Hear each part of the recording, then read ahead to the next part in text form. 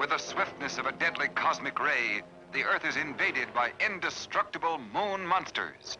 Their ghastly mission, death for all humans.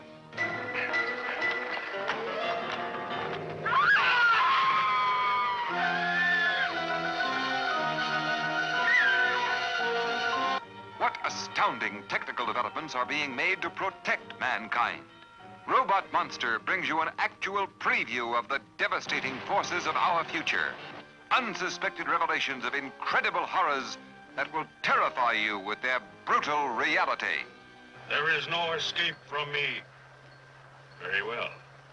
I will recalculate. Your death will be indescribable. Fool humans, there is no escape.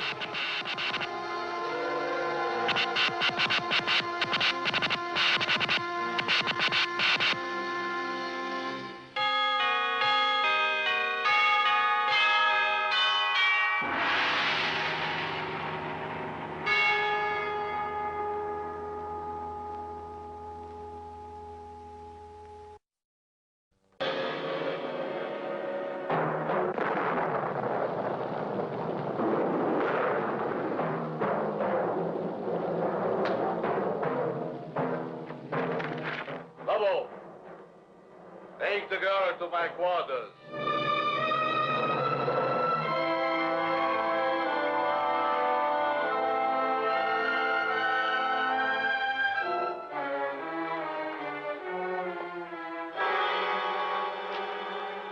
Janet's car? Yeah. There's not a trace of it.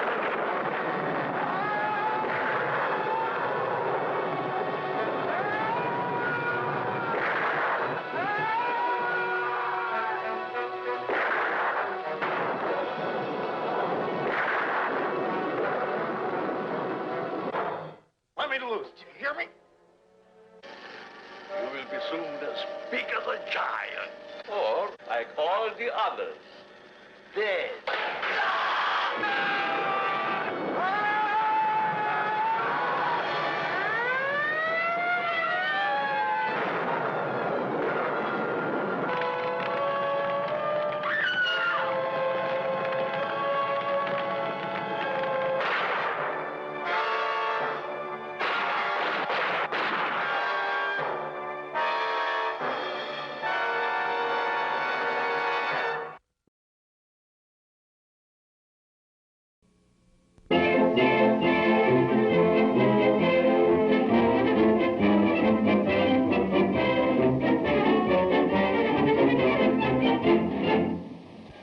Tell me, did you really love Jack Diamond?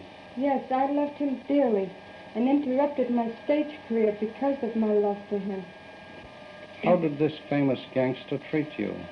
He treated me wonderful, kind and lovable. I wouldn't know a gunman if I saw one. Aren't you sorry you didn't take your mother's advice and keep away from Diamond? Yes, but all young girls think they know it all. Well, when did you see Diamond alive for the last time, Miss Roberts? About 11 p.m. on the day of his acquittal in Albany. How did you learn that he had been murdered? When I awakened by newsboys' cries, Jack Diamond slain. Well, what happened then? I fainted, and I nearly fell out of the bedroom window. Miss Roberts, what advice have you for other girls who are tempted? I'd advise them to live good, clean lives and obey their parents' wishes. What are your plans for the future, Miss Roberts? To resume my stage career where it was broken and give Mother no more heartache. Well, Mother, what have you got to say? Oh, I'm the happiest woman in the world today that I have Marion back with me. I prayed night and day to have her with me for Christmas, and God has answered my prayer.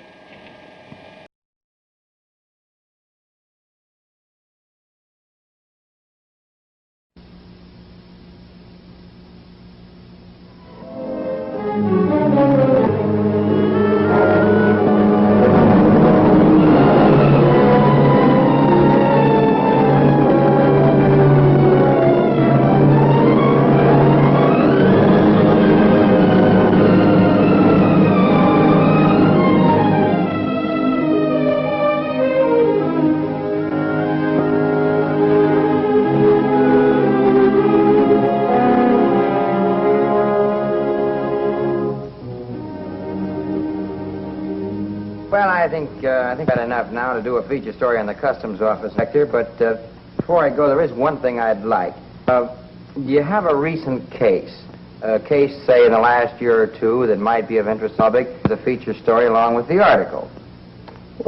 There's Something a little, you know, with a lot of excitement. You know how these are.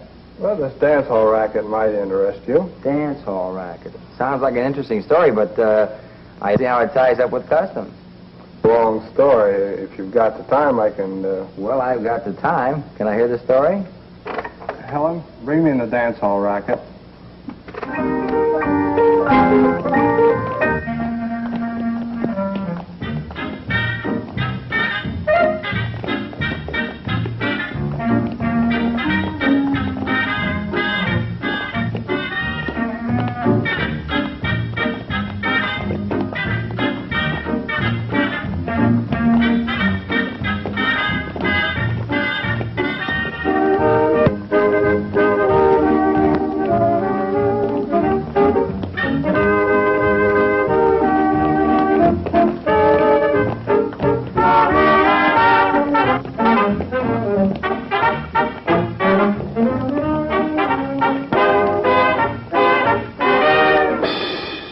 Thank you, ladies and gentlemen. It's time now for a little intermission. I have a little announcement to make.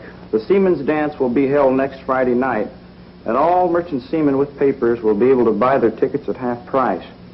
Mr. Scally wants you should enjoy yourselves and bring all the friends you have. That's all. Now go get a drink. The bar needs the money.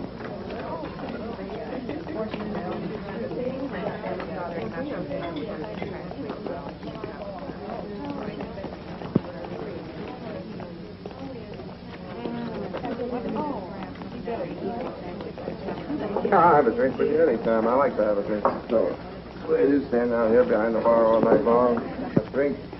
In nights like this, you meet all kinds of people, you know.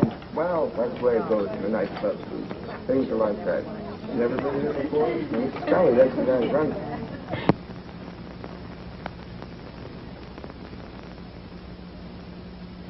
What are you turning so fast for? You know I read slow. There's nothing to read, stupid. They're just pictures. Go ahead. I'm going.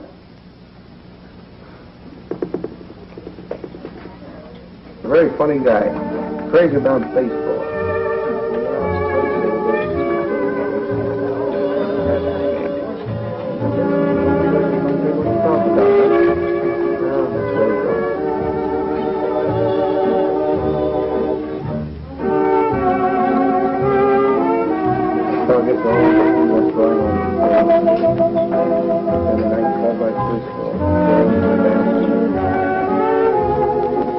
I'm getting bored.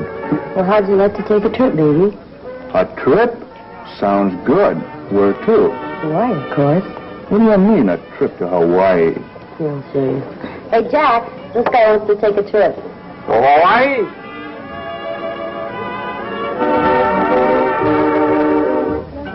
Hey, Bert, what's going on? What gives with this Hawaii bit? Well, when a gal kisses a guy, she likes a little privacy. That's why the palm tree's at. Well, why do they call it going to Hawaii? What do palm trees remind you, stupid? Oh, I get it. Palm trees, Hawaii. Oh, what a brain. What a brain. What a trip. What a trip. Hey, boss, there's a guy out here to see you. I said there's a guy out here to see you. Not a guy, Ice Pick. A gentleman. Show him in. I'm in. I got some beauties for you this time, Mr. Scally. Yeah? Where are they? Where else? The hearing aids. You'd never get past the customs. That's the first place they frisk. I had them glued underneath the dog's ear. Hey, that's pretty shrewd. That's what they call a man's best friend. Hey, there. Right under the ear, huh?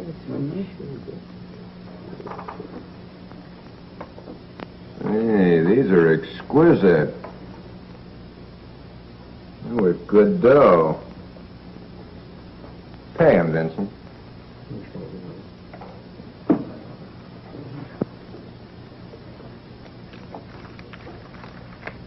Here you go. Hey, wait a minute. This is only $5 grand.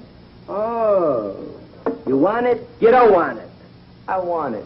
That's better. You're pretty sharp, huh? Rose, Somebody call me? see that gentleman that just left here? He's crazy about you. I don't even know the guy. You're lucky. You will.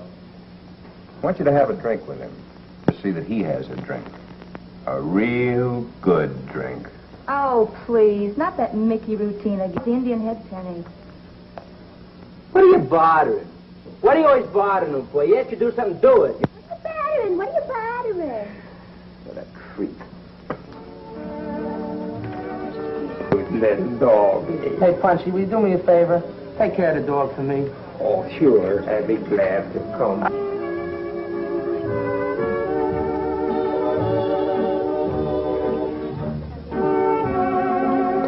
Want a drink? Oh, I'd love one, but can I sit down first? Sure.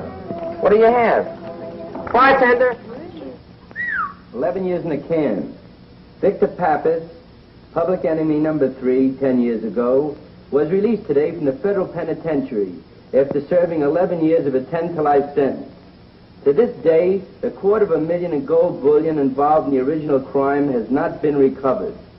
Police officials doubt the gold can be recovered, pointing out that should the gold be found by Pappas, the insurance company would have the first claim. $250,000 in gold, and this guy used to be a partner. Hey, I'd sure like to meet this guy. You'll have your chance, Vincent. Giving a little party for him tomorrow night. A party? Oh, you talked to him already. Pretty shrewd. That's right, Vincent. Say, isn't it about time you made your rounds? Yeah, I almost forgot.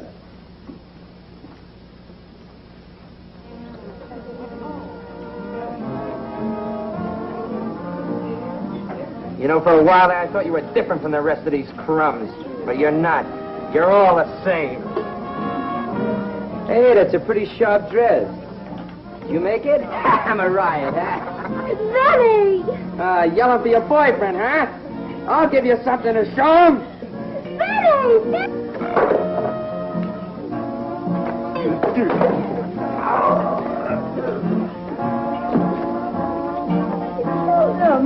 What's up, boss? Go get Scally. Drunk again, huh, doggy? This fella never could hold his liquor. But I never thought he would pass out with a slick chick like you. Look, hey, get out of here, okay? We're going to see your friend. He's a little loaded. You know, he's going to get back to the ship, okay? He had too much to drink, you know? Okay, well, I already took the dog home. But listen, don't forget the boat sails at 7:30 tomorrow morning, so get him down there on the dock early, because the captain don't wait on nobody. Oh, yeah, sure, yeah. What's the trouble, Vincent? Killed him. Just like that. What's the matter with you? Couldn't you wait till you get him someplace besides a crowded dance hall? Don't worry. No one's going to find out nothing. Look, we just caught him down the back steps. Dropped him in the brinies. Another guy got bumped. That's all. It's easy. You help him. Make sure nobody wises up the guy's dead. Afterwards, I want to see all 3 of you in my office.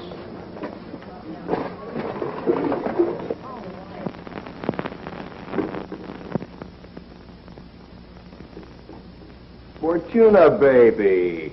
Why didn't you tell me you were coming? I'd have arranged a little something. Some entertainment, perhaps. Like Vinny slitting a nice old lady's throat. Baby, Vincent's all right once you get to know him. By the time you get to know him, you're dead. But that's beside the point. Where have you been? I've been waiting for 5 minutes, and you know I don't like to wait up here. There was a little trouble. Vinny, as usual. When are you going to get rid of that underdeveloped ape? When you marry me. But let's don't talk about him. What shall we talk about? The last PTA meeting you attended? What do you say things like that for? You know it irritates me. I like to see your cheeks get rosy. Don't play with me. Look, baby, I love you. Let's get married. Married? Oh, how sweet. Mrs. Umberto Scali and her new groom will honeymoon in the groom's vine-covered cell. Look, baby. Don't call me baby and let go of my arm. Umberto, there's a lot of difference between making love with you and getting married. Well, how would it look for me to be married to well, how would you describe yourself? A racketeer, Gangster? Look, I got something big on tap now. Remember my telling you about Victor Pappas? Guy used to be my partner? You mean the gentleman who's serving his time in the federal penitentiary? Was serving time, baby. Don't call me baby. Sorry. Anyway, he got out today. Throwing a little party for him tomorrow night. So? So he's got $250,000 hidden away. I'm the boy that's going to find out where. $250,000? In gold bullion. It'll be mine before the week's out. Well, that's not bad for a starter. Perhaps my little dove has the possibilities of the big time after all. Could I have misjudged you? I got $100,000 worth of smuggled diamonds stashed away, too. Just a starter. This place will bring me that much a year without even coming near it. Perhaps things will work out after all, darling.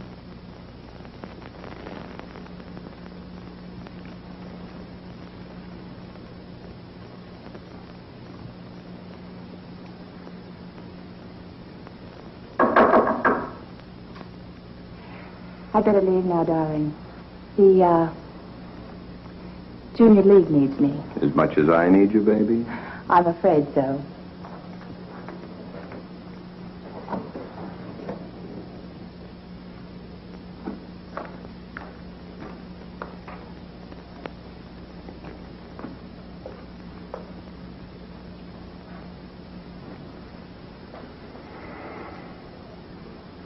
Three smart cookies. What's the matter with you? Why do you think I sent Rose to give the guy a Mickey? I didn't want him killed. Look, a thing like this gets out, I buy the guy's stuff, then have him knocked off. First thing you know, nobody wants to sell me anything anymore. Which reminds me, where's the $5,000?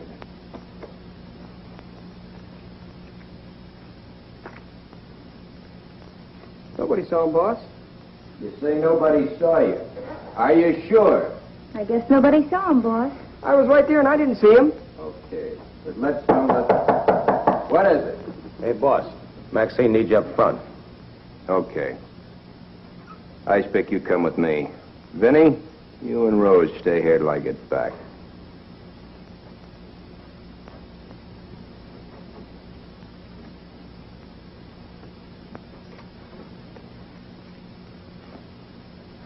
Big deal. I killed a guy. This makes me a criminal. What are you telling me for? Why don't you tell Scally? That's the trouble. You're so sarcastic. You don't act like a guy's girl at all. I'm not anybody's girl until I know they can take care of me.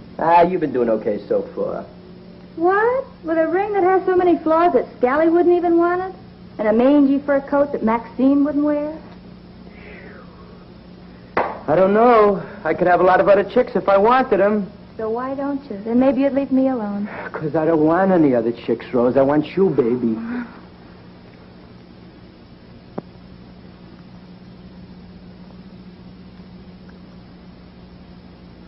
I like you, Vinny. I think you know that, but I don't want to wind up like that old Dame Maxine.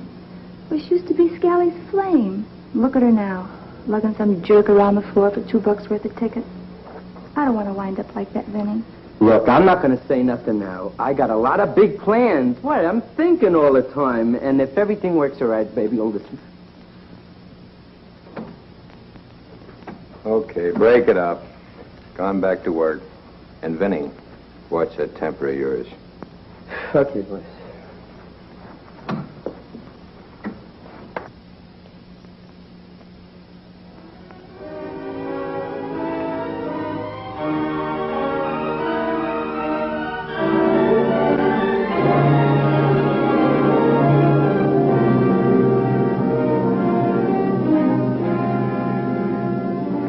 So this is all we found on the body.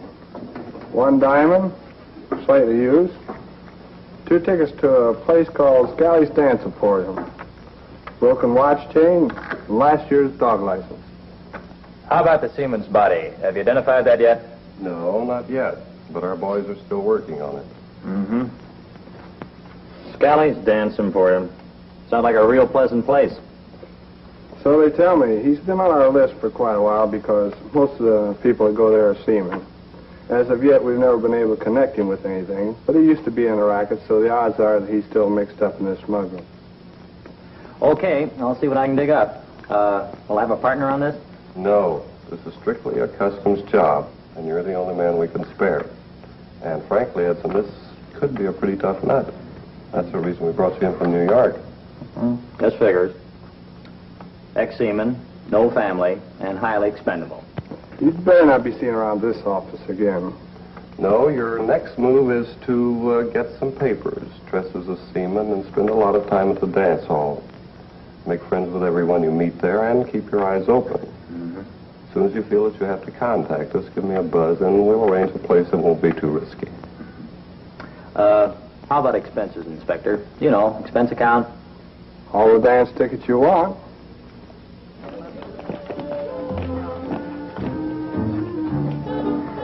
I want 3 tickets.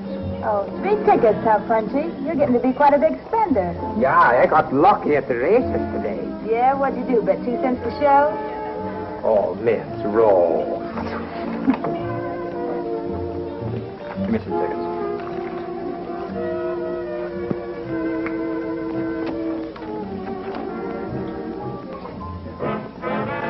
You always take all the tickets? Sure, it's quicker that way.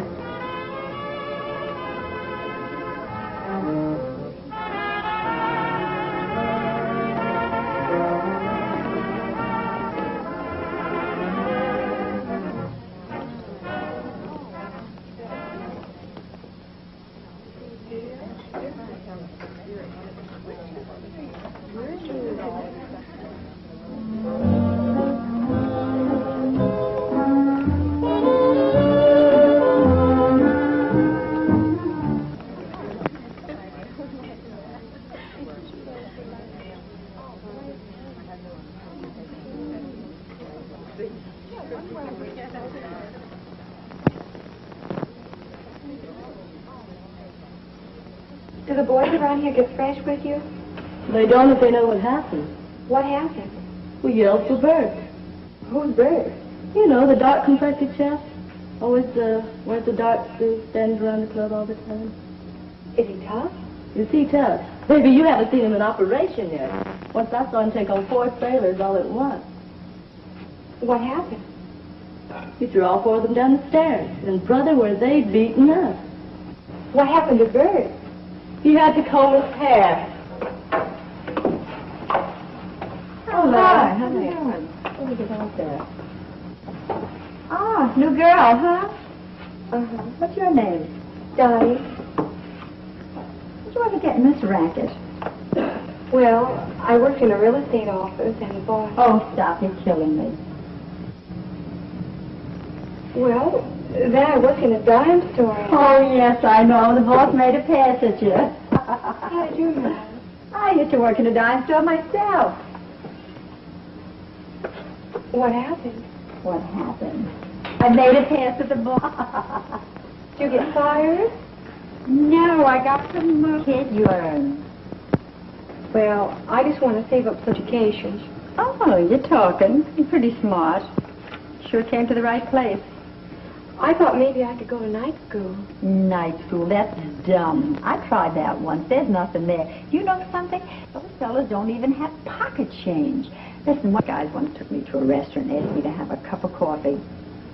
And I said, don't they serve anything in this restaurant but coffee? And you know something? He almost passed right out on the stool. That professor. He was kind of cute. I guess you've had a lot of experience. Experience, honey, I could write a book, and someday I'm going to. You know something? I once had a fella give me a diamond ring, and I never had to do anything for it. I didn't even have to kiss him. And he used to call me Angel. What a jerk. What a character he was. What happened to the ring? The ring, I hocked it. And you know something else? I had my own home and put my own money down on it. I got $12,000 from a drunk. Listen, if you're smart, honey, you'll just save your money. And any time you get in trouble, you just call for Maxine, dear, and I'm going to tip you off to something. Don't bother with those young guys, because you're no novelty to them. What you have to do is get the older men, see? And it was so nice talking to you, honey. Listen, And any time you want something, just call Maxine. And that's what they say about me. Boy, she's a good listener. I guess that's what makes me a success around here.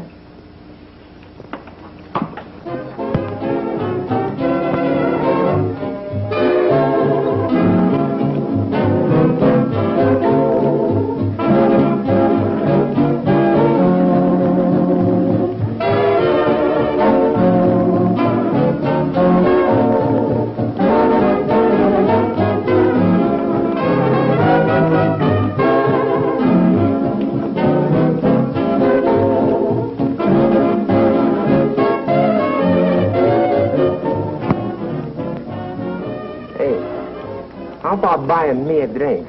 Hey, I thought they threw you out of here. Oh, no, I bought some more tickets. I bet I can make you buy me a drink.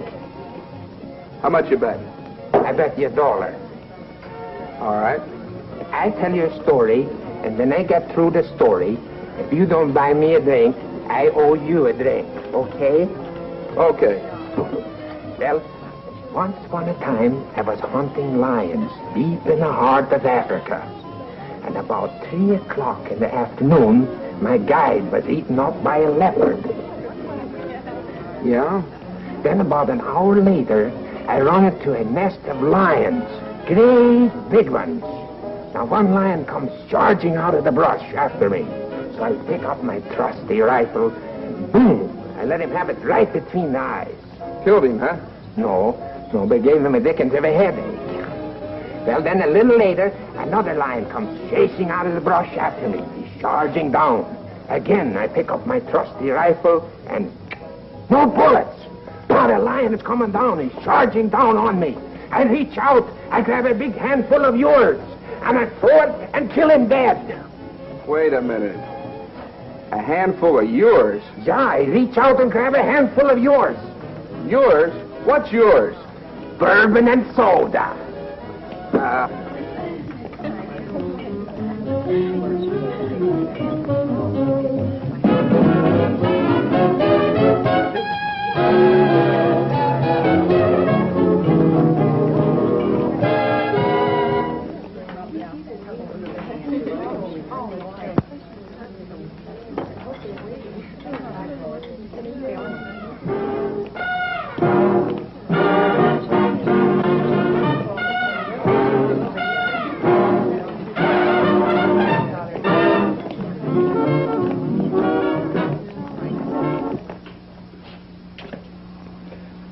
Well, this is it. What are we coming in here for? We're gonna meet King Tut. What are you, stupid or something? Look, you're a little mixed up. Maybe 20, 30 girls a day come here for jobs. You know, we get jobs, girls, big class model agencies. You're lucky I'm interviewing you. Let me see your legs. Come on, let me see some legs. Yeah, that's pretty sharp. Take your dress off. I'm gonna get something real sharp. What are you, stupid or something? Do you think you're gonna wear this out there? These guys, they come in, they're spending money to dance with a sharp-looking chick. Take your dress off. Oh, there's something real nice here. And when Punchy sees this, the whole salary goes. Yeah, we'll find some lipstick. Hey, here's some. Yeah, this is beautiful. This will get lots of tickets. Here. Put it on. What would you do, come from the farm? Whoever told you wear a strapless dress with a brassiere? Take it off. You see these girls here? These girls start out here maybe $50, $60 a week. Today, maybe making $500, $700. You play... Wait a minute, there's Mrs. Scally. Look, and don't forget, I treated you nice, right? Was I fresh with you? See? Okay, get dressed. I'll be in a minute.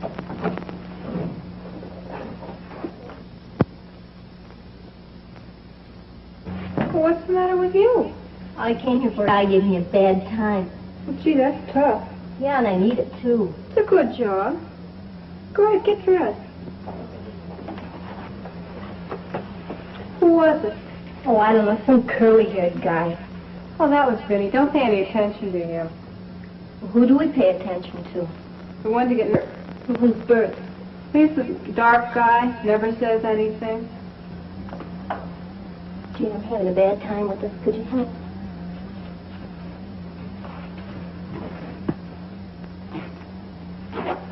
There you are. Thanks, Clyde. Looks cute. Time's up. More tickets. I guess I haven't got any more tickets. I guess I'll have to shuttle along. Well, what do you think? I better let you dance for nothing? I gotta make you know.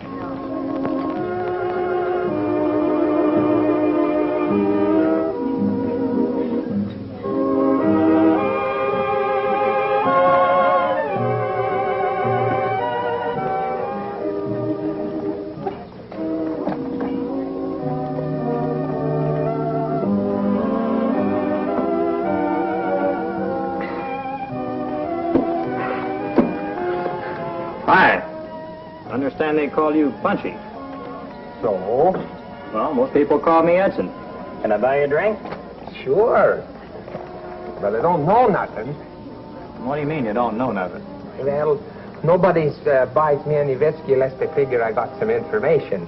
And I just didn't want you buying me a drink and then afterwards saying that I robbed you because I didn't tell you anything. What did you say, Morris? Edson, Charlie Edson. I just got in off the Seattle Queen. Oh, the Seattle Queen. I didn't even know it stopped here this trip. Yeah, about 6 hours. But it was a bum ship and a lousy skipper. Besides, I had 3 months' pay coming. Why should I stay on a ship? Yeah, that's right. Never stay on a ship that got a bad captain. You know, especially you got money coming. Say, they tell me the fellow that runs this place is a pretty easy guy to do business with. Well, that depends on what kind of business. What did you have in mind? Well, if you don't mind, I'd rather talk to the boss about that. Oh, I know you from somewhere. I'm not sure. You look familiar to me. You ever been to jail? Yes? Oh, I remember. You're Edson. Yeah, Edson. Don't you remember? On the African-American run. I was steward. Oh, yeah, that's right. Now I remember. They called you Ice Pick. Have a drink.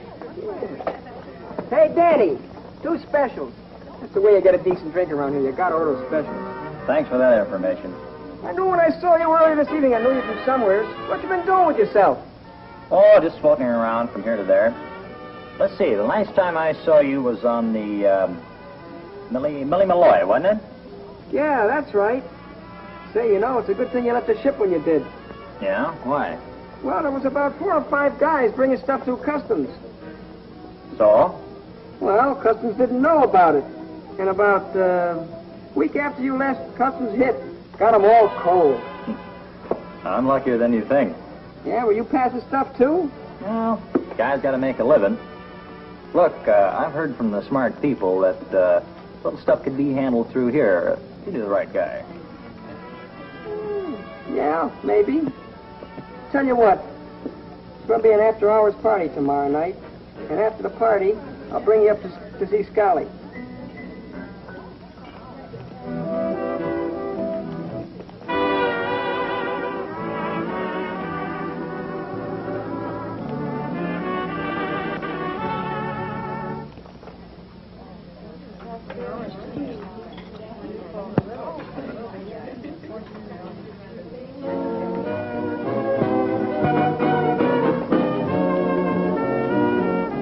Commotion. What did he do now? The dancing all night, that's what. With or without tickets? With tickets. So what's wrong with that? Tickets he made himself. He only bought 3 from me.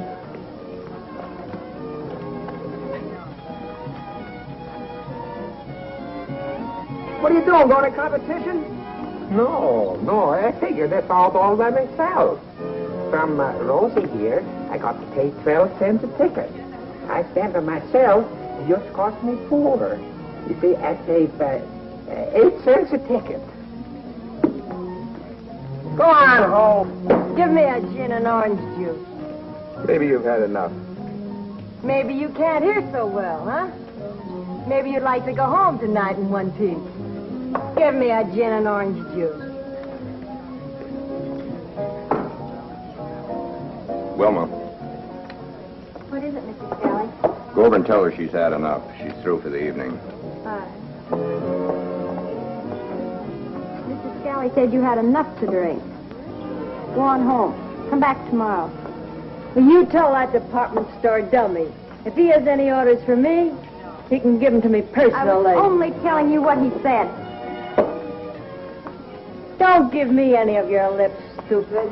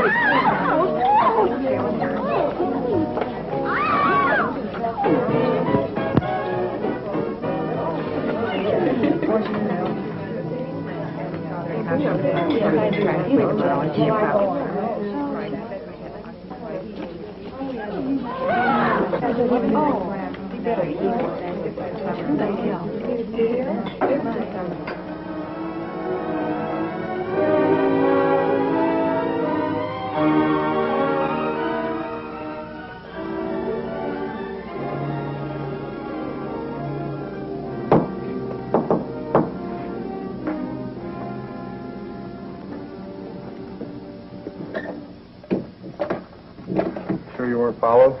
Positive. Well, we didn't think you'd be making contact so soon. What's up? Scally's your boy, all right.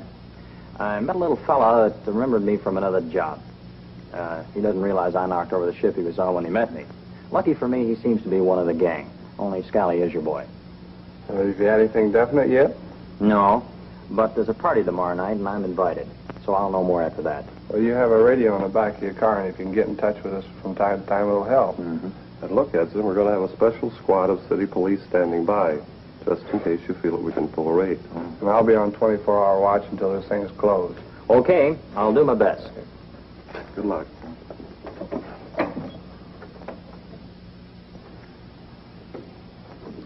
Here's your coat, boys.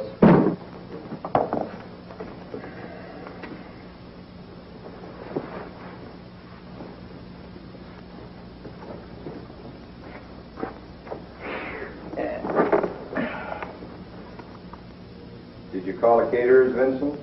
Yeah, boys. Did you tell the band they have to stay late? Yeah, boys. Remember, nobody at the party here tonight other than the girls and steady customers we can trust. Yeah, boys. I don't want any trouble tonight. Yeah, boys. Did you iron all the bartenders' aprons? Yeah, boys. Did you put the cat out? Yeah, boys. Did you put the cat in? Yeah, boys. Well, which is it, in or out? Gee, I'm sorry, I got all hung up there. This is the most crazy story. It's about a space guy comes down on a beam. Forget the beam. Are you sure everything's right for the party? Sure, I'm sure. Oh, I forgot to tell you. Ice Pick okayed some guy for the party tomorrow night. I used to know him in a merchant. What's his name? Edson. He's the right guy. Besides, this guy's coming up from the Orient to bring us in some good stuff. If things go right, I won't be interested. Turn this whole place over to you to run. Just take a cut, and I'll go into something a little nicer. Hey, I thought I was supposed to be with you. We're going to go into something nicer. You mean you'd turn this place down if I offered it? No, it's not that, but geez. Don't get greedy, Vincent. It's not very healthy. Can I come in and talk to you for a minute, boss? Sure, Ice Pick. What's on your mind? Sure about? Well, that depends. What? Well, you know that chick Mary I met? Well... So? I want to get married. And you want me to throw the party? No. It's just that...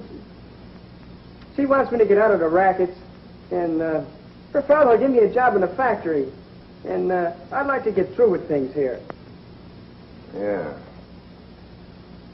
Yeah, sure, Ice Pick.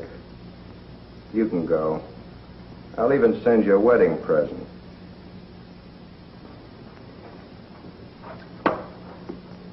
Gee, thanks, boss. I didn't know it'd be this easy. Just remember to keep your mouth shut or you'll find out how hard it can get. Remember? Baby, I'm just no good. I'm just no good at all. In fact, I'm lousy. You're not lousy, honey. Oh, yes, I am. All right, so you're lousy. Who you calling lousy? You said it yourself. That's right. I'm lousy. That's what I am. Why do you think you're lousy? 'Cause I'm a phony. That's what. I'm a fake. I ain't really good looking at all.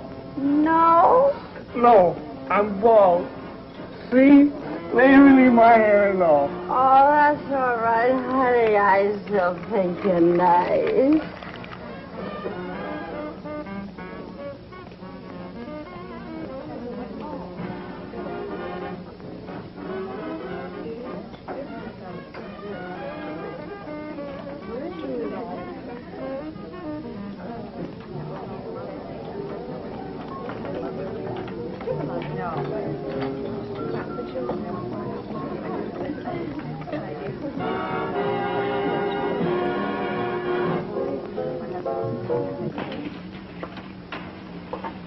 Say, what's with his ice pick? He's kind of cute. What do you mean with him? Well, he's kind of quiet. He never tries anything. Don't you know he's bashful? I bet you I could stare at him. Can't hurt. The sexy one. You better lay off. Come on, girls, the customer's coming in. You gotta get out there. The ice pick. Yeah? Here, my zipper's stuck. There's nothing wrong with it. Oh, yes, there is. Try it again. There's nothing wrong with it. Oh, yes, there is. Try again. Yeah, you're kidding. Well, it just doesn't seem to work for me. Try it from the front. All right. Come on, will you? But, honey, you're such a dreamboat. I'm gonna go for you. Yeah, I know, but, Yeah. Boss, just remember, keep your eyes open and your mouth shut. Tight. Sure thing, boss. Don't look so worried. Yeah. I told you everything was all right. Yeah, you weren't kidding when you said I could leave, were you? No. I meant it. Well, I mean, like, can I leave right now? Tonight? Before the party? Well... Yeah, you can go. Vinny and Bert can handle things here. I guess you're anxious to get things started with the factory. Yeah, the factory. Gee, thanks, boss. So long, Ice Pick. Oh, Ice Pick. Just a little bonus to show you that I appreciate some of the things you helped us with around here.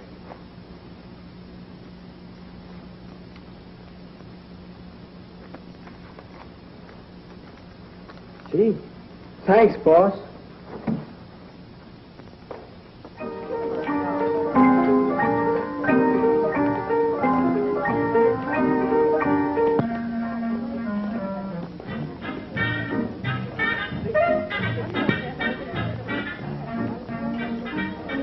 How would you like to go to Hawaii, Davy? Well, I don't think I have enough dough. Doesn't cost a buck. Let's go.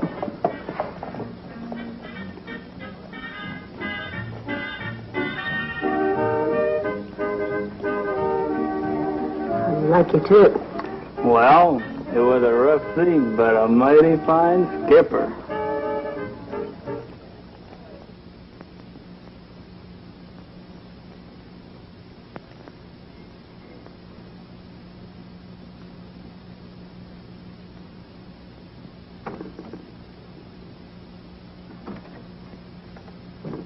What can I do for you? You Scally? It's me.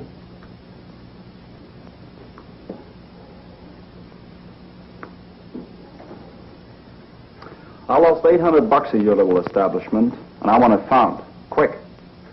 So So how would I know anything about it? Don't give me any of your old routines, Callie. I came in here about 2 hours ago with $800 in my jeans. Spent about 20 on drinks and 20 on the girls. That leaves a lot of money to be accounted for. No. I think you're the guy that can account for it. Look, now how long do you think I could stay in business if I operated that way? I don't know, but I know how long you're going to stay in business unless I get my dough back.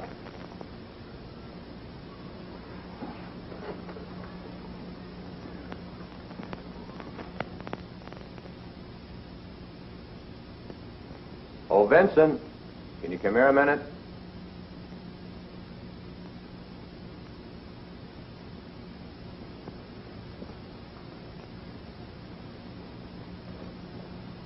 I'll see what I can do for you. Now, which girl did you spend the most time with? Oh, I danced with a couple of them. There's one little blonde I spend most of my time with. She called herself Lois or something. What's the trouble, boys? This gentleman thinks he's been robbed. Says if he doesn't get his money back, he's going to close me down. I think maybe you'd better handle a complaint, Vincent. Yeah, boss. Maybe I think you're right there. Oh, that's nice. You're going to close us down, huh? Oh.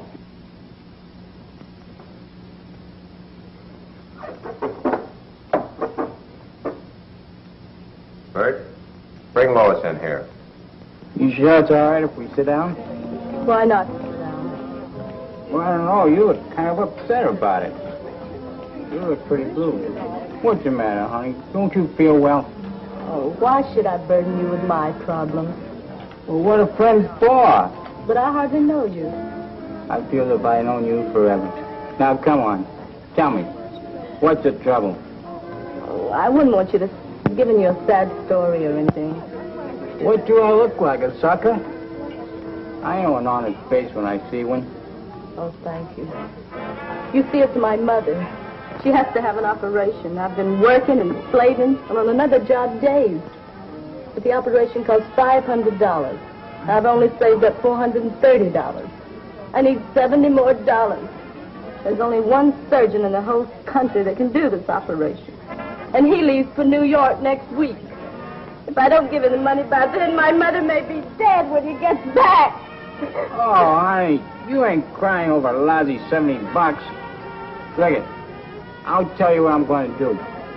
I haven't got the money on me now, but when I come in tomorrow night, I'll bring it, okay? But he may leave early. I'll go home and get it now. Oh, you don't go away. Stay right here. I'll be right back.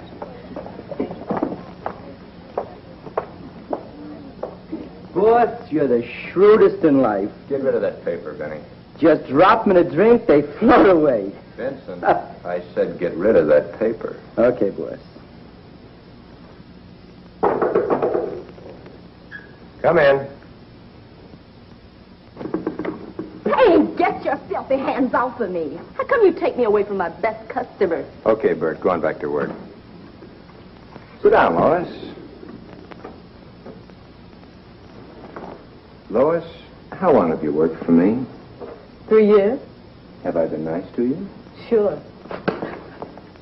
Then why don't you be nice to me? Hey, what was that for? For not following the rules.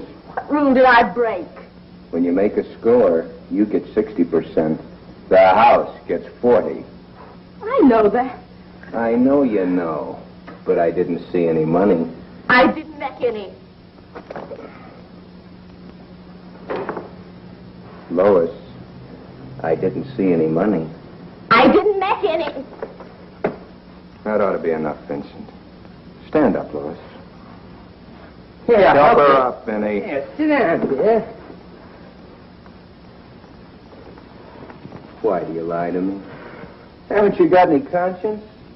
I know you made the score.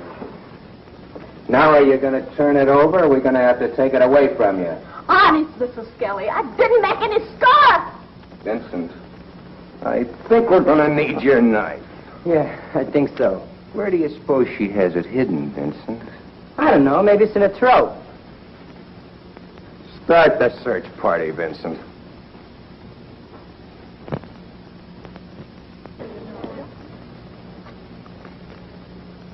Here, Lois. Your cut would have been bigger if it hadn't have been for the collection costs. Don't worry. Next time I'll come to you. I still can't figure out how you knew I had it. There's much goes on around here I don't know about. See, I run this place like a department store. Now, if you were a clerk in a department store, you wouldn't expect to keep all the money you made when you sold something, would you? This babe would, boss. You don't look so good. Better take the rest of the night off. See you tomorrow night.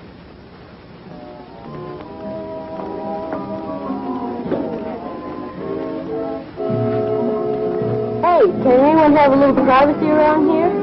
Sorry, the tree's busy tonight. Aw, really, Dixon. Do this, baby. I like the way you're gonna hold. Can I have a glass of carbonated water, please? Yeah, sure.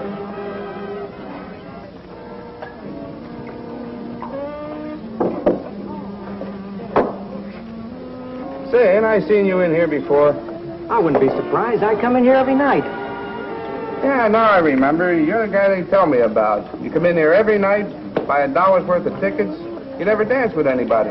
What are you going to do with all those tickets? You must have thousands by now. 730, counting tonight. Just between you and me, what do you figure to do with all them tickets? You really want to know? Why else would I ask? I'm going to save them up, see? Till I got enough to buy out this whole joint, lock, stock, and barrel for one night. Then I'm not going to let anybody else come up here. I'm going to dance with all them girls, all by myself, all night long. What a beautiful thought. Kind of poetic somehow. You know, they can say what they want to, but I like you. You know, you think big. You know what I mean? You think big. Yeah, I think big. And you know, I'm going to make a trip to Hawaii every 15 minutes on the dot. Every 15 minutes? Every 15 minutes.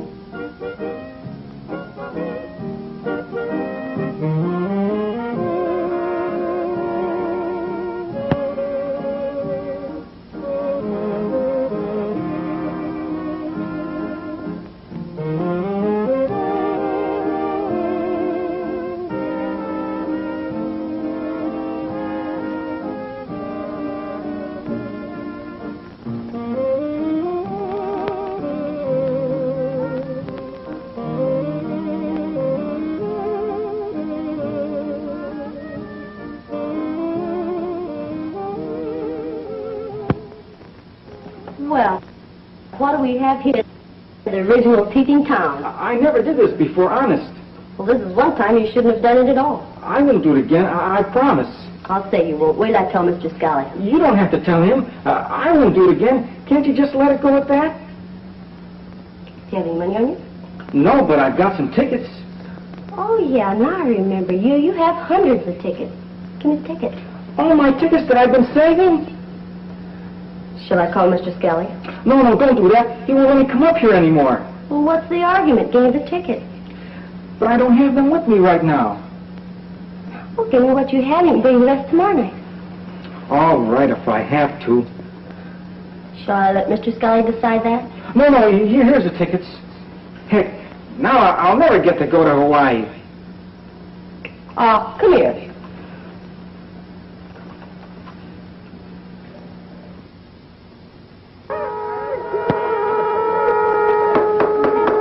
Boys and girls, let me have your attention. The guest of honor will be here in a minute. His name is Victor Pappas. He's just spent 11 years in the federal pen, and we want to show him a real welcome home. Show him a good time. Remember now, be on your good behavior.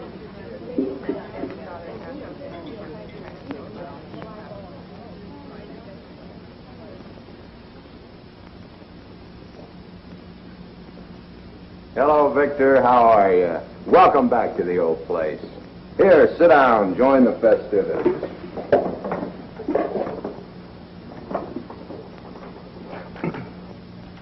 Say, why doesn't Papa say something? Well, he knows where there's $250,000 in gold hidden. And all the cons are trying to get it out of him. He wouldn't talk. So they cut out his tongue. Cut out his tongue? Yeah. Some of those cons got a funny idea what's right and what's wrong. I have a little surprise for you, Victor, but we'll wait a minute for that. First, you remember Maxine. You remember how you used to like her Charleston. Maxine, get with the Charleston. Okay, boys.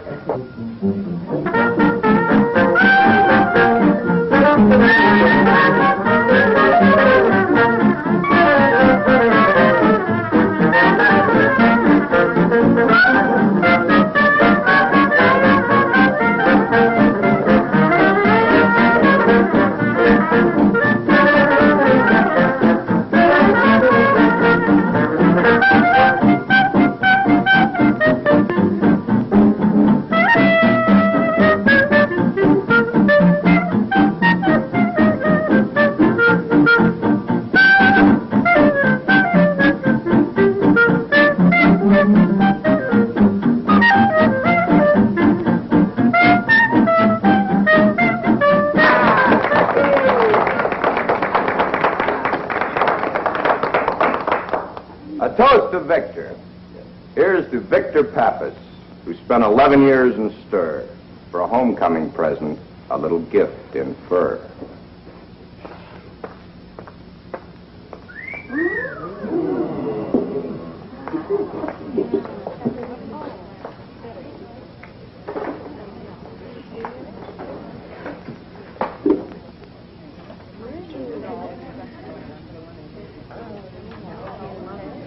I understand this guy can't talk. Yeah. Somebody cut his tongue out. Yeah. But he can still use his hands.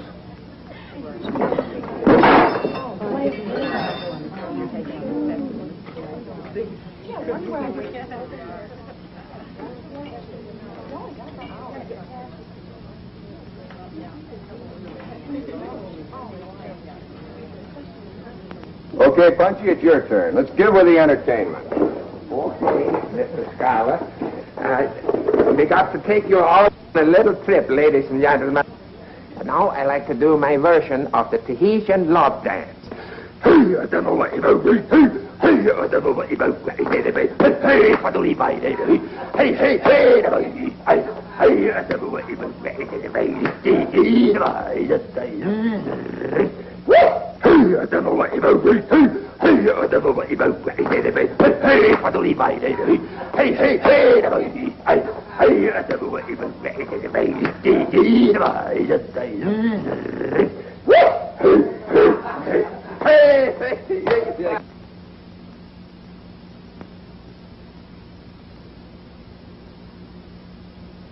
What are you doing here? Why aren't you at the rest with the party? I figured you and me could have a little party, Mr. Scally. What do you mean, Vincent? You know, the nice little party, Pappas and Rose, the thing you fixed up there.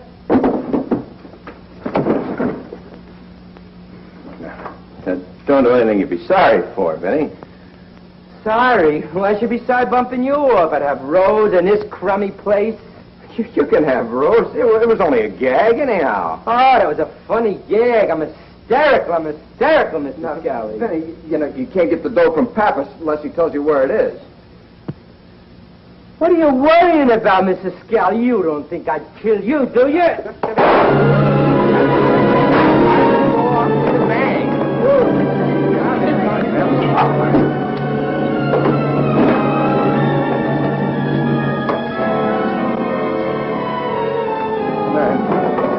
Hey, look, Rose, you know I can live with you without you.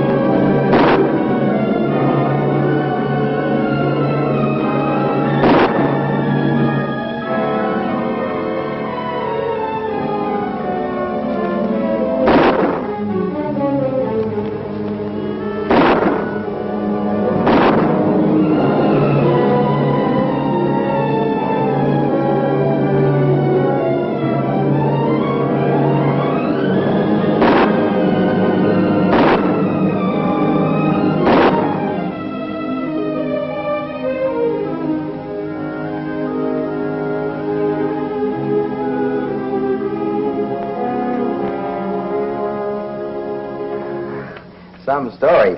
Well, after Scally got killed and Vinny got killed, what happened to the dance hall? Well, this fellow Bert took it over. I see. Well, is he running it now? Well, he's running it all right now, but this time he'll probably slip. We'll be doing the whole thing over again. What a thing. Just a ring around the rosy. Just customs keeps going all the time. Thanks a lot for the story, Inspector. I'm sure we got enough. That's okay.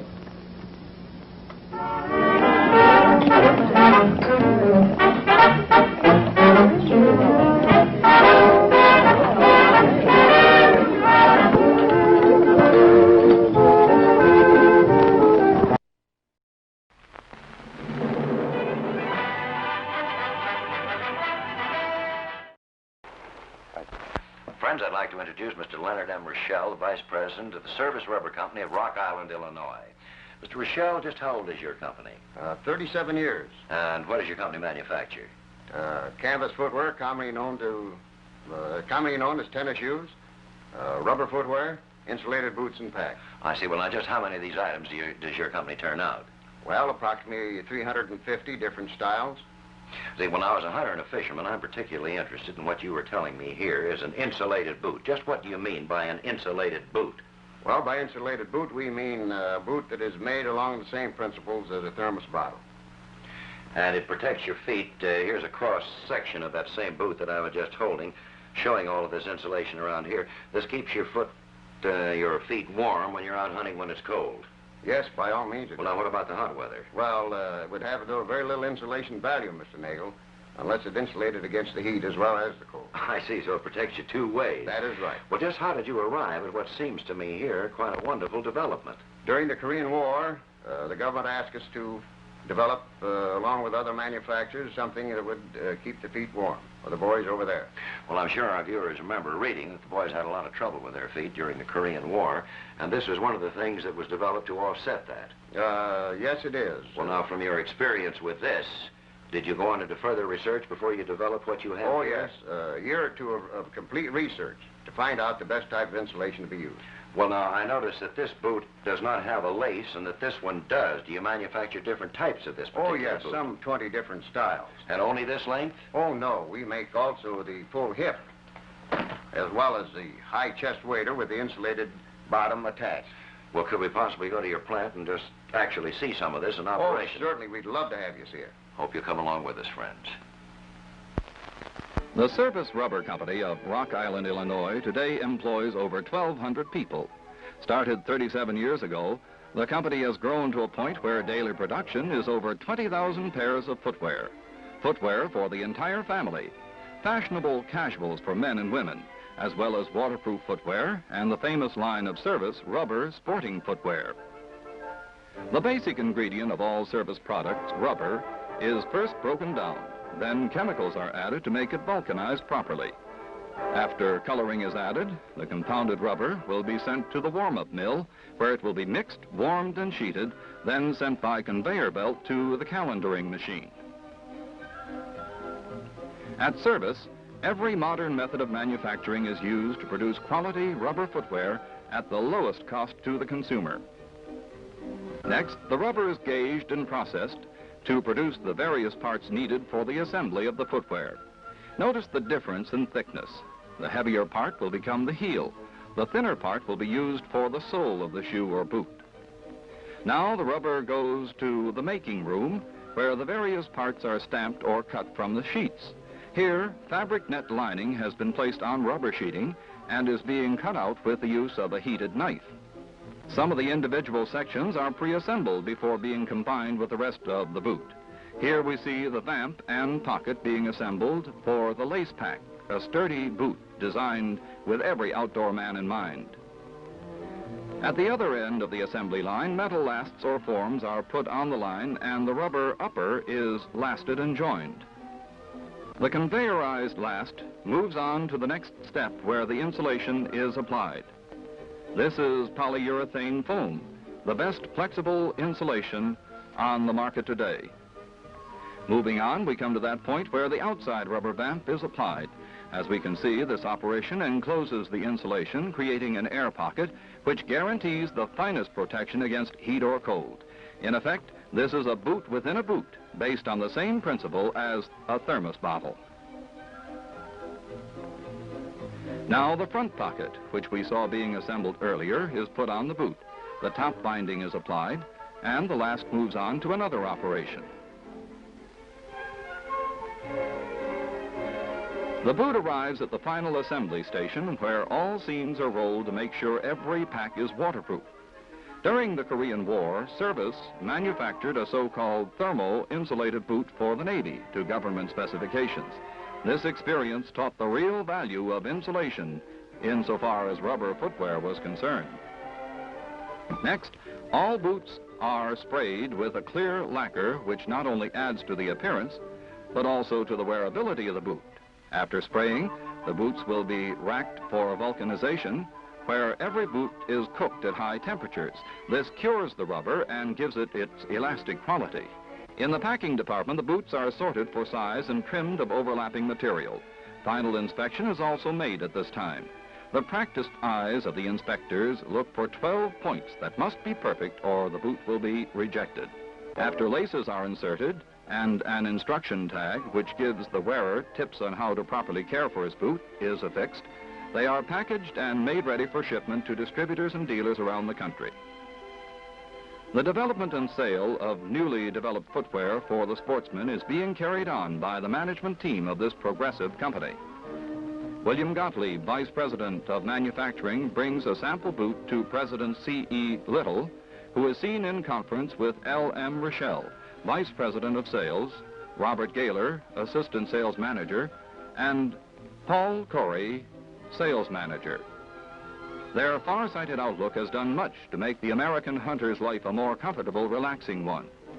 Service play shoes, bad weather boots for men, women, and children, and Service insulated rubber boots are an outgrowth of sportsmen's requests for warmer, drier, more comfortable outdoor footwear.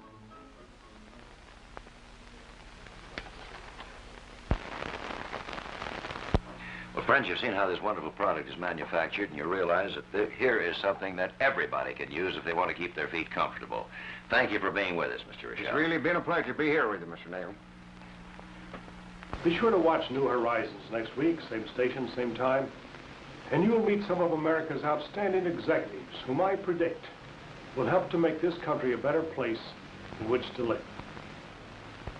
Interview portions of this program were filmed in New York City's largest skyscraper hotel, the famous Hotel New Yorker. Charles W. Cole, Executive Manager. If you know of an interesting story you'd like to see in this program, please drop a card to me at New Horizons, Post Office Box 563, Radio City Station, New York 19. Box 563, Radio City Station, New York 19.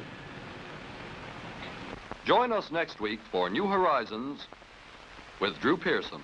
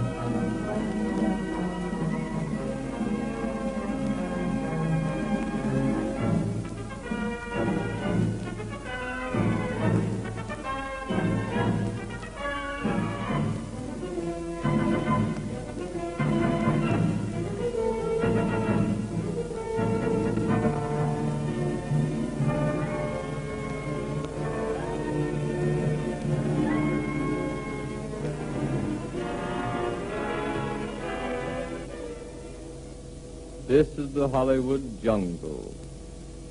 Looks innocent enough, but behind all those studio fronts, that's another story. There are many small studios in Hollywood, some of them rich, some of them rocky. Now here's a studio where beginners sometimes hang their shingles. In a moment, you'll meet one of the slickest con men Hollywood has ever seen. His name, Fletcher Mathering, this year. Occupation, director. Of course, he's never directed anything yet, but he's a director, all right. Just ask him. I know I'm behind in the rent, and I meant to speak to you about it this morning. Fact of the matter is, I've got a client coming in this afternoon. Now, he's ready to put up the money for my picture, and he's going to give me a check this afternoon. You'll get your rent then. I've heard these empty promises before. No money, out you go. Mr. Homer, do I look like a dishonest man? Do I look like a man that would cheat you out of the rent? No, but... Fine. Now, don't you worry. You'll get your rent this afternoon. Very well, Mr. Mathering. This afternoon for sure.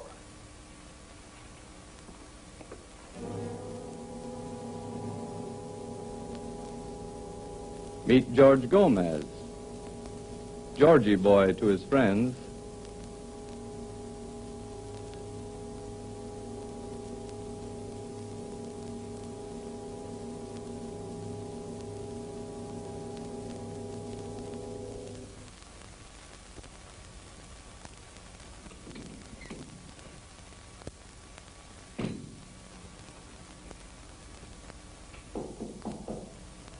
Come in, Mr. Gomez.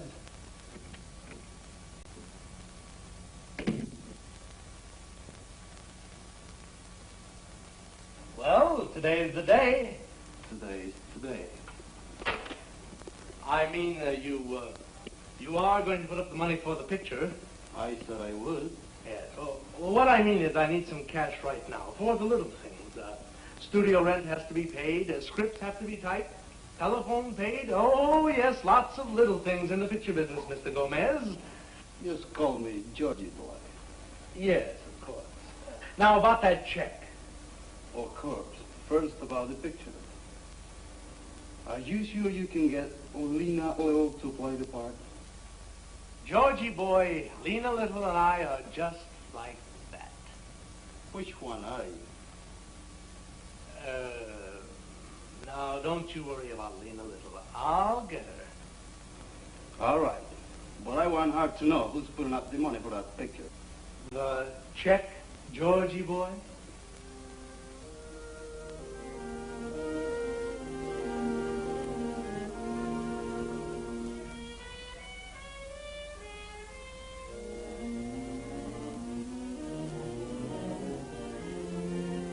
Meet Lena Little.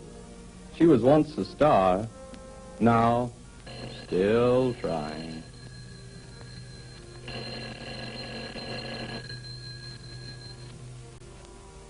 Yes? This is Fletcher, dear. Hello, Fletcher, darling. I was just going to call you. Mr. Gomez just gave me a check to start the picture with. Lena, are you alone? Why, of course I'm alone, dear. Are you sure? Of course I'm sure, darling. Now tell me all the details of the picture.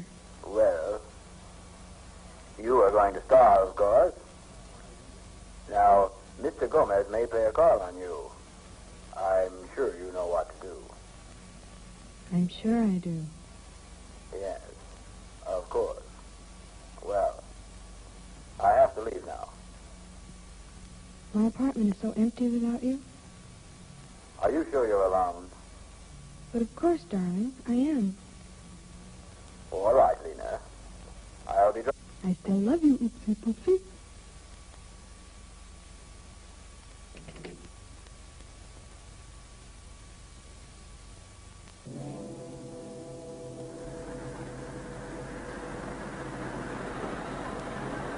Meet Bruno, mute.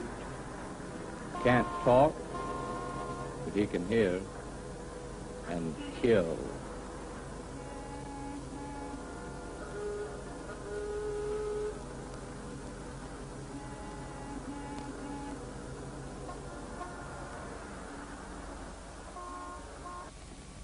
Look, honey, it's only business.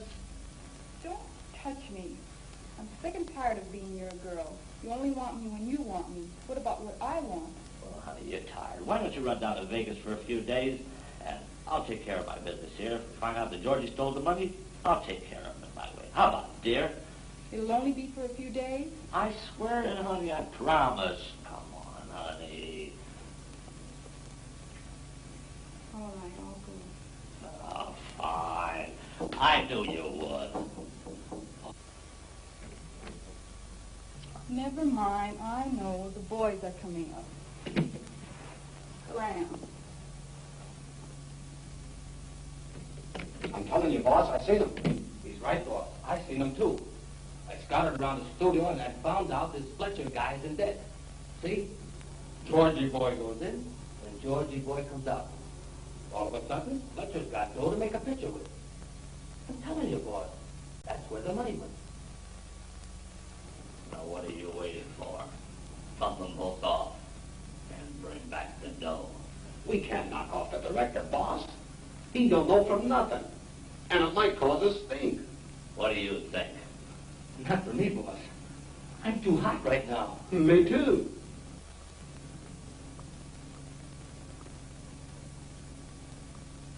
How about sending the kid? One thing about it, if he gets caught, he can't talk. He may not be able to talk, but he can hear. It isn't very nice to say things like that, especially to a guy who's ready to do a job that you guys are too young to do. He might be all right for a job at that. What do you say, Bruno? Want to do me a favor? Okay. Here's what you do.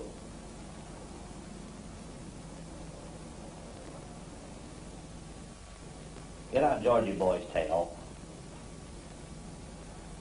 Follow him. When you find a nice, dark place, let him have it. And report back here. I don't want to see you until it's done. Got me?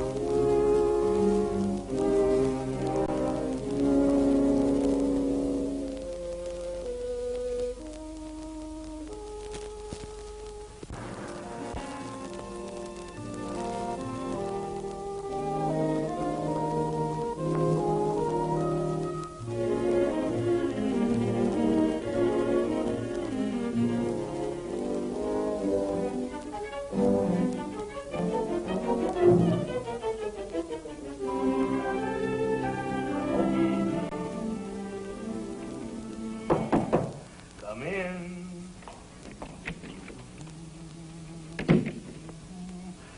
Yes?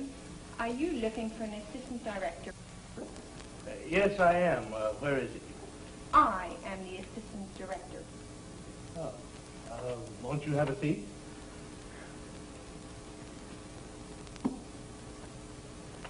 Tell me, what studios have you worked in? MGM, Paramount, RKO, Warner Brothers.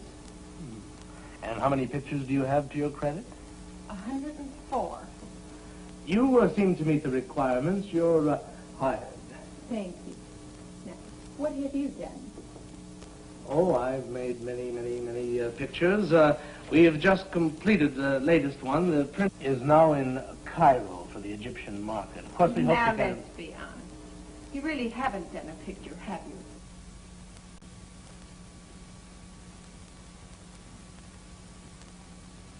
you? No. I like you. I'm willing to help you. You are? Together we can make a fine picture. If you let me help you.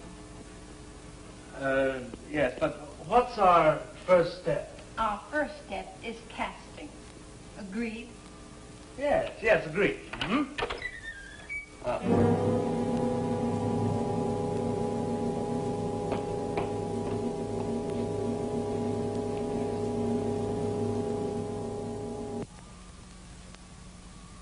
Now then, what have you done lately? Oh, I have been in Europe for the last few years. I see. And have you ever been in a legitimate theater? I have been in some of the greatest plays they have ever made on, how do you say, Broadway. Oh, very good. I have a part in this picture that I think you would be right for.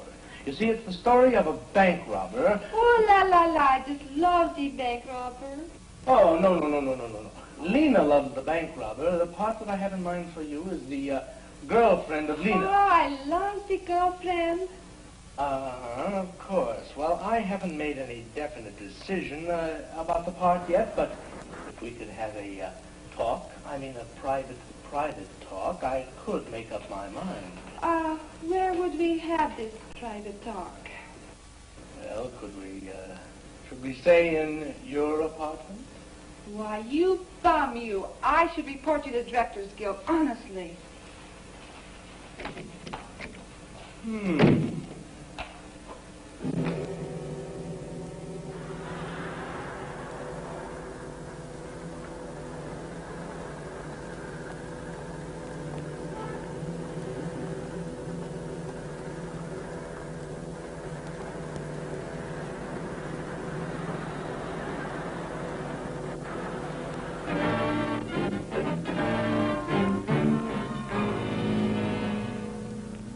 Next.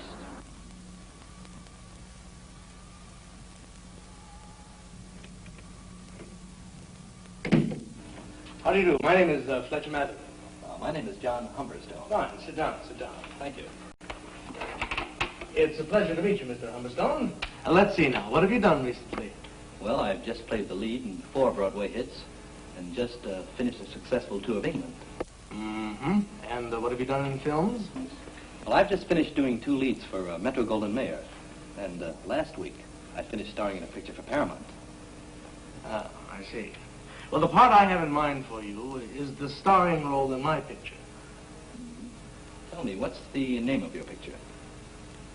It's called Death Takes a Spree. That's a familiar title. Tell me, what's the story about? It's the story of a young girl who's attacked by a bank robber who subsequently dies in the electric chair. I see. Now tell me, what were you thinking of paying? Yes, about money. I don't talk about money. I just talk about pictures. Good pictures. Making works of art. That's my job. Not money. You mean I don't get paid? I'm afraid there's no money for stars. How about scale? I'm afraid I can't even pay scale. But I've just finished all these pictures. Lead roles at MGM, starring at Paramount. How can you ask me to do a part for no pay? Art, Mr. Humberstone. Art. Good day to you, sir.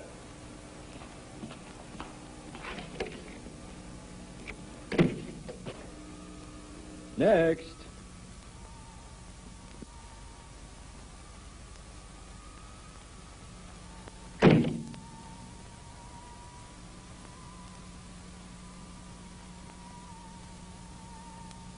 And what have you done lately? Well, I've never been in a picture before. Any stage work? Well, I've never been in a play. Fine. I think we can use you. Shall we say $1,000 a week? Oh.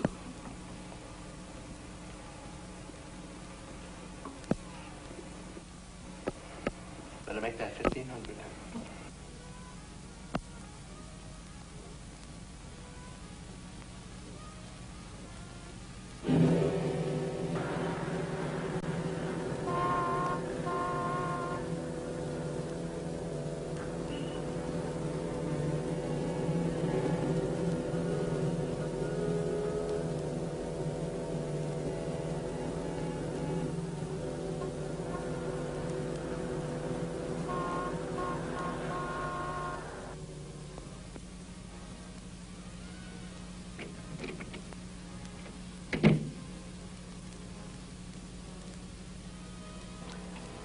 You say you've just arrived?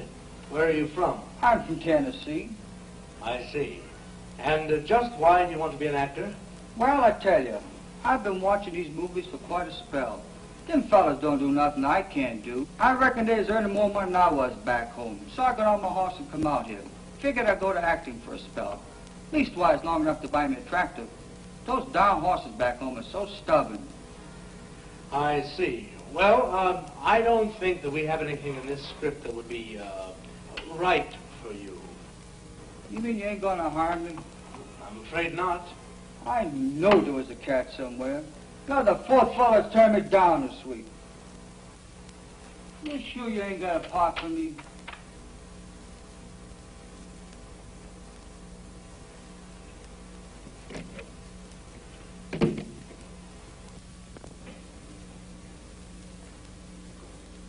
Next.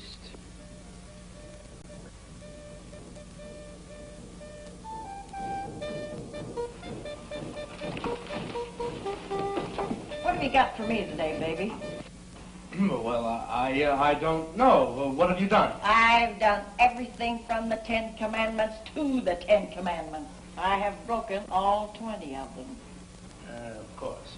Well, we have a character part in this picture. Now, it's the story about a bank robber. I'm not interested in the plot. All I want to know is when do I go to work and how much money do I get? Well, we start shooting next week. Now, I'm afraid that I can't pay you what you've been used to.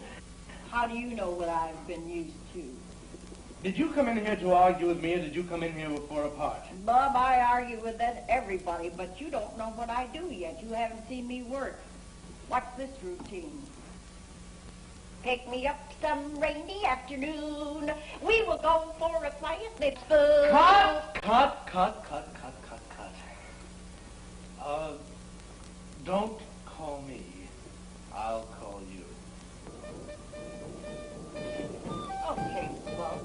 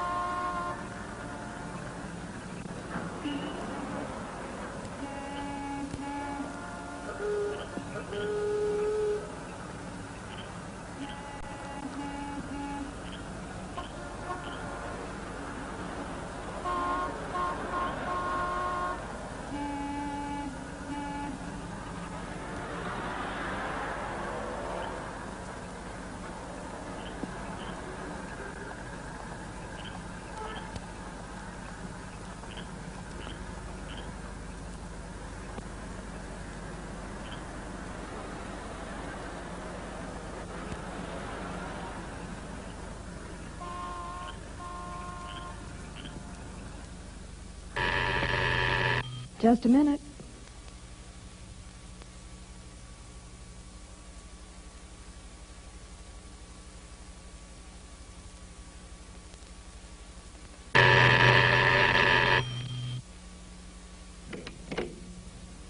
Hello. You must be Mr. Gomez. Won't you come in? I came here to have a talk with the star before the picture started. A talk about the picture? A talk. Let's sit on the couch where we can be comfortable. So you're the wonderful Mr. Gomez who put up the money for the picture. Oh, just call me Georgie boy. Georgie boy. That has a sweet sound.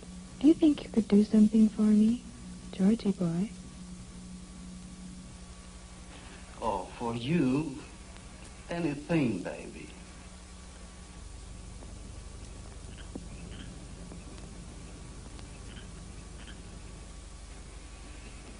Listen, I know you haven't been doing well lately. But if you play it my way, I can put you right back on top again. And what is your way?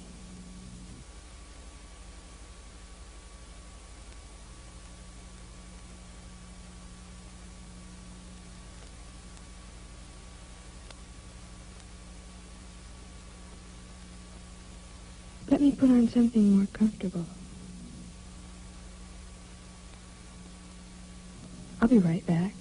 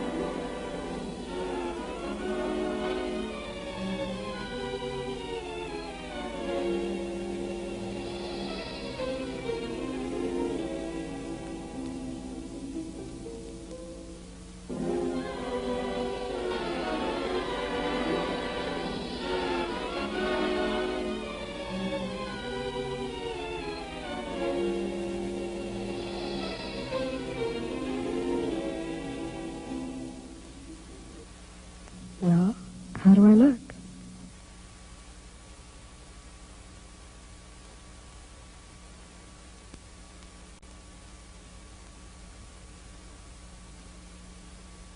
Oh, Georgie boy.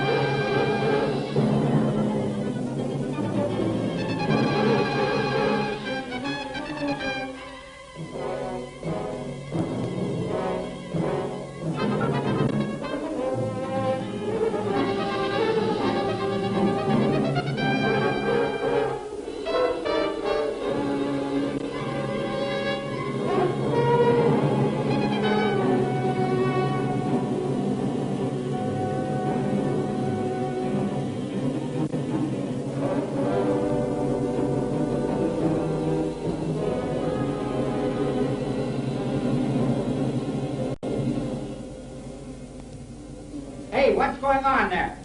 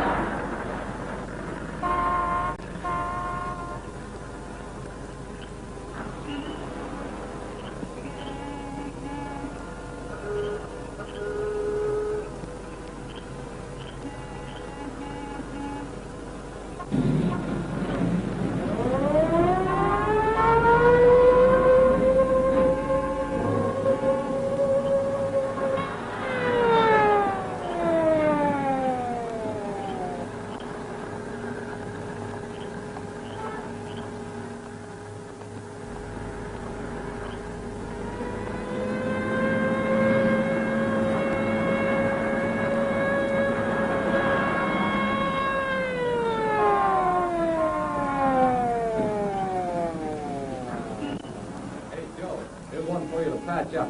What happened? A shooting? We're going to look for the guy now that did the shooting. Sure thing.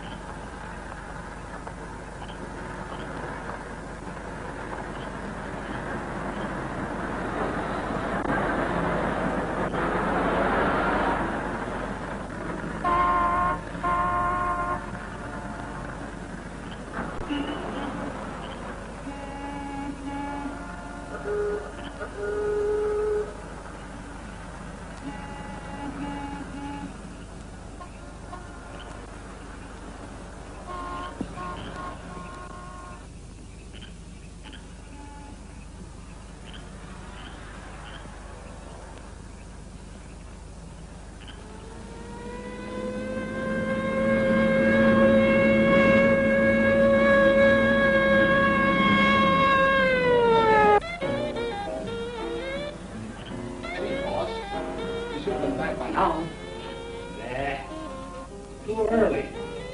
He won't do nothing till tomorrow night. He'd better. Interrupt your music hour to bring you the latest city news. The attempted gangland slaying against George Gomez, better known to the underworld as Georgie Boy, failed early this evening when the would-be assassin's aim was spoiled by an innocent onlooker. Georgie Boy was taken to the Hollywood Receiving Hospital with 3 bullets in his left shoulder. All the shots were simple flesh wounds, however, and he was released after treatment. Police declined to comment on the shooting fray other than to state that they would look just as hard for his assailant as they would for anyone. A citywide search is now on for the gunman, described as being white, 5'11", medium build, blonde hair, and when last seen was wearing a dark blue suit. It is rumored around town that Georgie Boy is backing a picture for a man called Fletcher Mathering. If so, Mathering had better get the picture underway before someone's aim improves. And now, we return you to your Music Hour from Hollywood.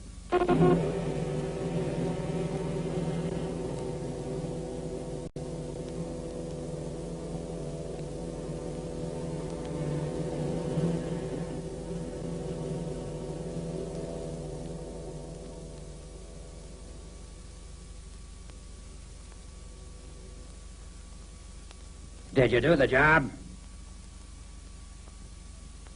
Take him, boys.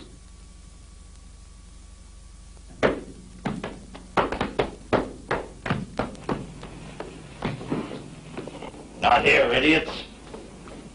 Get rid of them out in the country somewhere. I guess I'll have to do this job myself.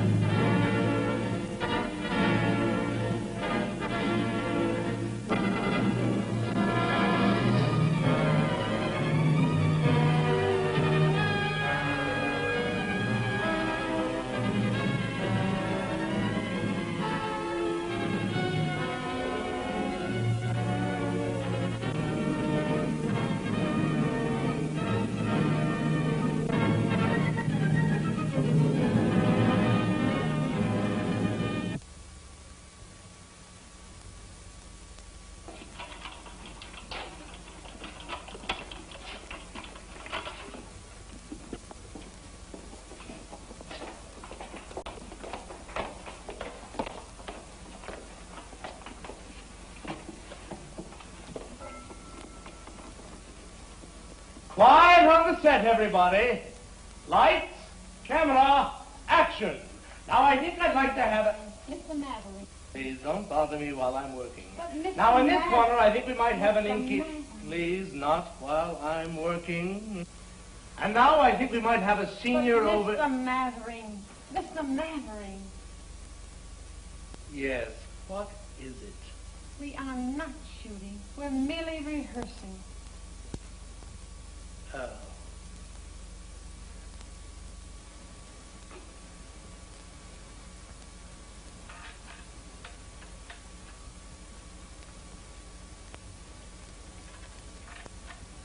Very well.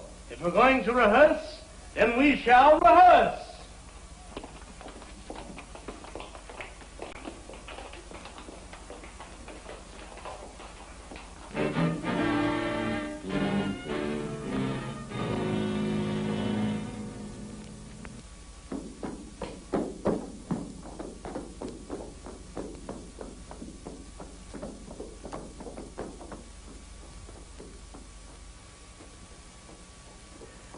Now, on this set we do the love scene. Now, this is rehearsal, everybody. Quiet on the set. Quiet on the set. Now, Miss Little, there you are, Lena, darling. Now, you just take your position on the couch here, please. That's fine. Now, I need John. John, where are you, John? Sure, there you are, my boy. Now, John, you have come to this woman's apartment. You are the actor in this scene.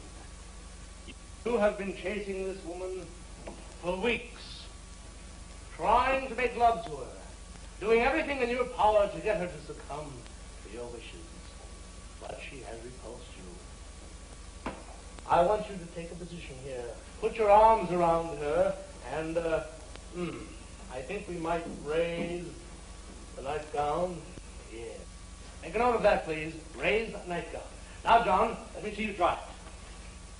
Quiet on the set. Quiet on the set. No, John. You are here to make love. Just a moment. Who are you? I'm a working man. What are you? Make a note. No more working men on my pictures. Now, where were we? Oh, yeah. Oh, Lena, please. This must come off.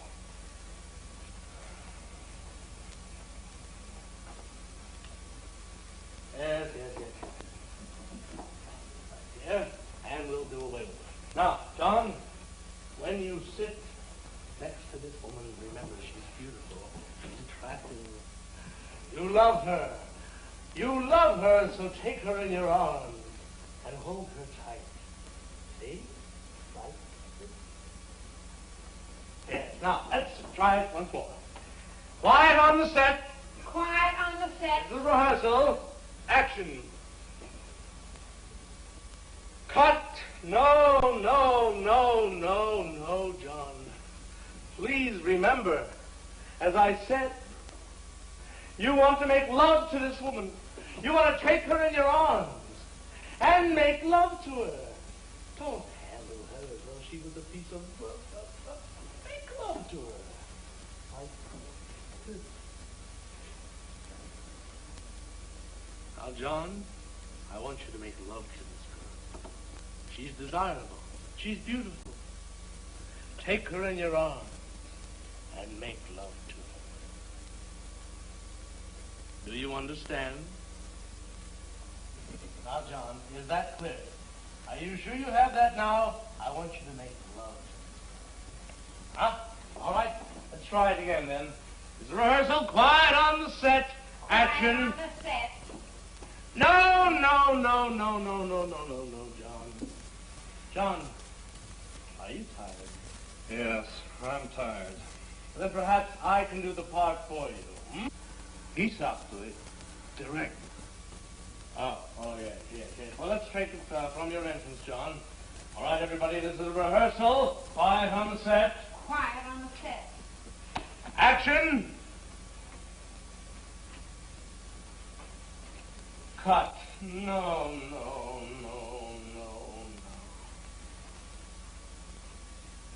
No. Now, John, let's try it this way. Lena, darling, stand up. John, I want you to take her in your arms. Now, Lena, you put your arms around John. That's right, just like that. Are you watching, boy? Now, I want you to make love to this girl. Oh.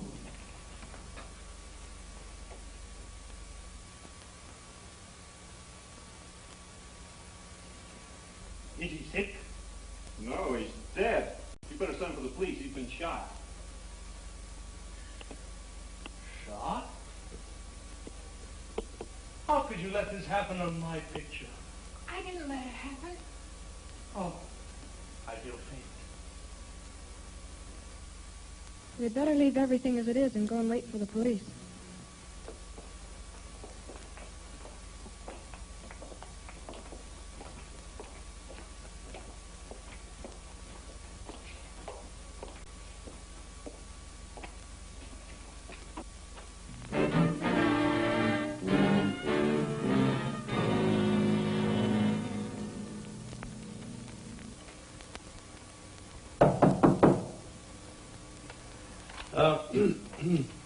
Come in.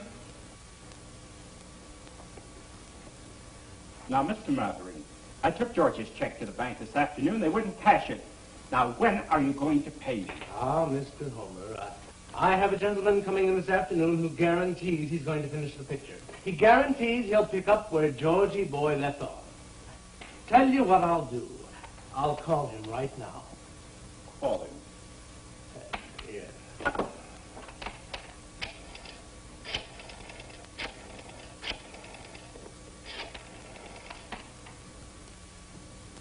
Mr. Waver, please. What's that? He what? Oh, no. What happened? When did this happen? What happened? All right. Thank you. Goodbye. What happened? He died of a heart attack this afternoon. Why, you...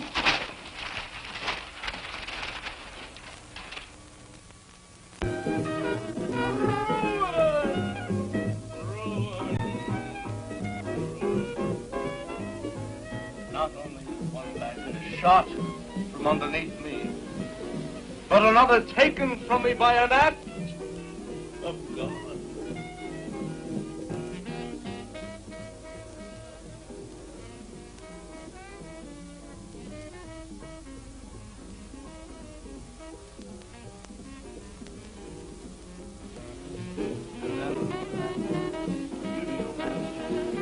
That idiot who is always grasping for money casts me out like a beggar and puts a stop to my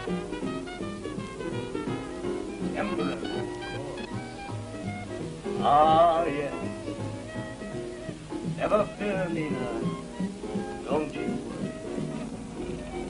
By the way, will you pay the check? Yes, I'll pay this check, but what about the money? Money? Head to... A great talent like yours should never lose it. Art is much more important than money. Art. And you are an artist. You are divine. You are inspirational. You are... Yes, but what about Georgie boy? Please take not upon this. I know Georgie boy, but I shall put you in all of mine. Wonderful. And when does this picture start rolling?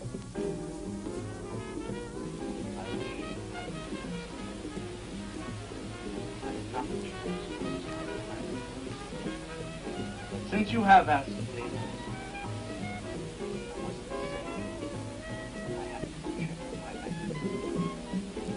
and speaking of checks, checks. Come on. Oh, yes. I will. Oh, my purse.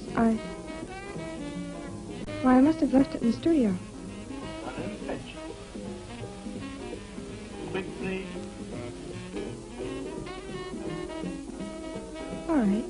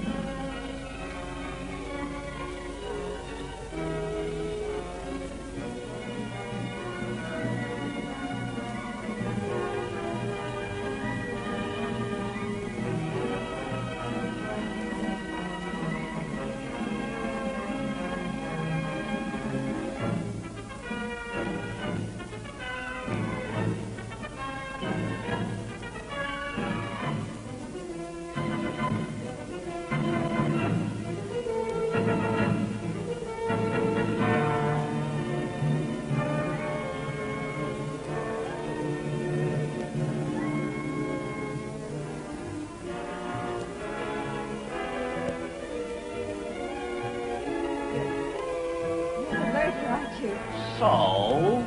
You can't shoot me. And why? Because everybody'll hear it. I took care of Georgie boy and nobody heard it. Don't have a silencer on your gun.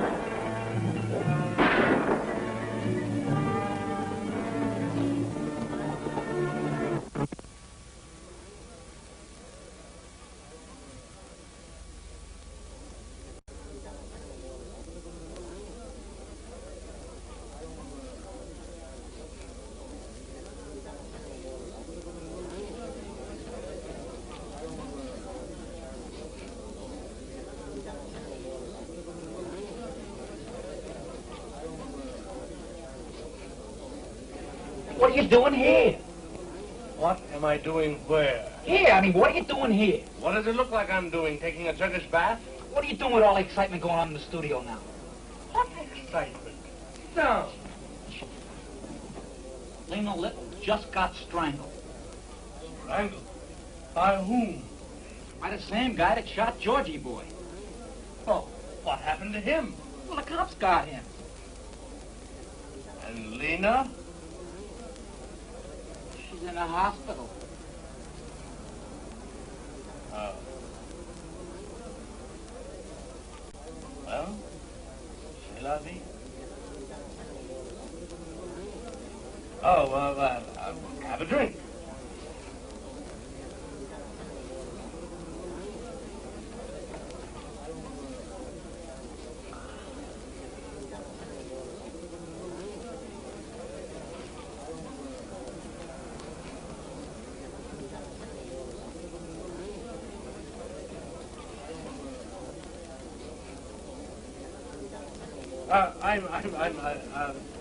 I seem to have left my wallet, and would you mind awfully paying the check?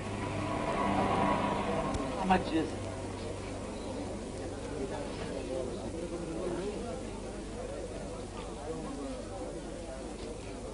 Only $6.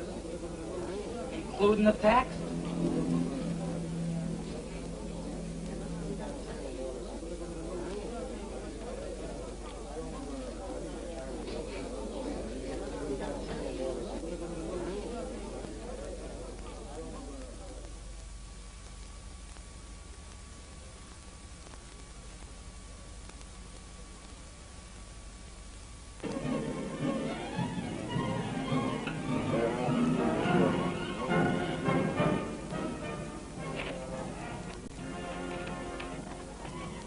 Quiet on the set. Everybody quiet on the set. Quiet on the set. Lights, action, everybody quiet on the set. Quiet on the set. No. Take a note. No. Quiet on the set. Everybody quiet on the set. Quiet on the set. Lights. It's crawling victims. It's slimy animals that prey on you, and me, and anyone else that dares to trespass on the byways in the Hollywood jungle.